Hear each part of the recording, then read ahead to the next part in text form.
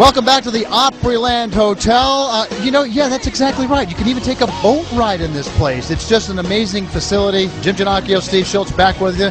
We've been talking about getting into the church communities all across the United States.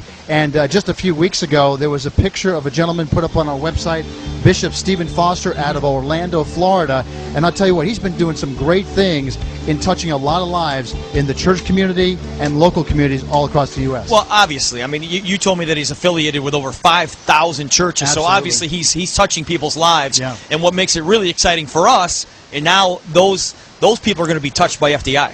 In a big way. I had a chance to catch up with Bishop Stephen Foster in his home in Orlando, Florida. And here's just a short clip on that interview we had of talking about his game plan and what he wants to do to help people in FDI. I was looking for something. As you know, we're in a recession. And this is kind of the worst economy that we've been in a long time since the Great Depression. And I was looking for something other than Jesus. Now, salvation is always going to be a top priority, but we have to live while we are yet serving Jesus or finding him and what have you. So I was definitely looking for other avenues to develop individuals to become stable and well-based. And I've searched and searched and searched for something that I could actually stand behind. You've been involved with this with the church for 38 years, and you have some companies that come to you talking about some opportunities with the church. And I'm sure you've probably been approached several times over the years in regards to businesses, opportunities to help with the congregations, etc. And yet a good friend of yours comes to you and tells you about our company. Tell us about what happened with the other companies, why you didn't go with them, but why our company, FDI. Of course, throughout my life, I've had several businessmen approach me, and they have seen the church as a launching pad for various businesses. But the businesses that they brought to me, I studied them and found out they were top heavy.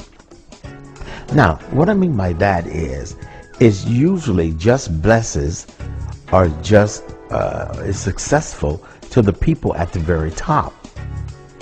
Well, I didn't want that because if I'm going to enter into something, it has to bless the people. It can't just bless me. It can't just bless the president, vice, or whatever. It has to bless the low man on the totem pole. They have to get a blessing, receive a blessing. And so this is why I turned these particular offers down. And all of a sudden, a good friend of yours came to you and told you about FDI. Can you tell us about that? Oh, absolutely. Well, Johnny Rogers, the Heisman Trophy winner, and just voted the greatest of all time, and came to me with a program. He said, "Stephen, I have something for you." And I knew if Johnny endorsed something, it was going to be something that I know he believed in, first of all, because he's always done due diligence in anything that he co-signed for. And he told me about Financial Destination. So we began to study. I actually went there a couple of times, and we just began to do research on the company. And we researched it for months before we actually did our very first event.